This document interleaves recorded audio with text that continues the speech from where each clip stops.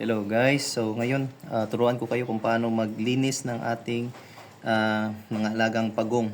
So first, kuha lang tayo ng lalagyan na may tubig. Yan oh. So yan, may tubig siya oh. So gagawin natin guys, i-brush lang natin. Yung mga toothbrush na hindi nagagamit, yun yung gamitin nyo. Okay, so yan. Para malinis tignan. Kasi yung mga pagong talaga kasi mahilig yan maglublob sa mga mud, mga putik na part. So, yun yung paborito nila. Ayan o. So, medyo bigla siyang luminis bigla, di ba? So, gustong-gusto nila yan. Ayan o. Yan.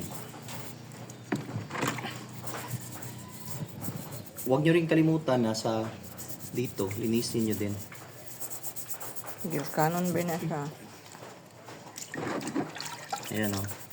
So, malapit ng malinis guys. Okay, tignan natin ha. Ayan. Malinis na guys oh. Madali lang, di ba? Okay, yan muna sa ngayon.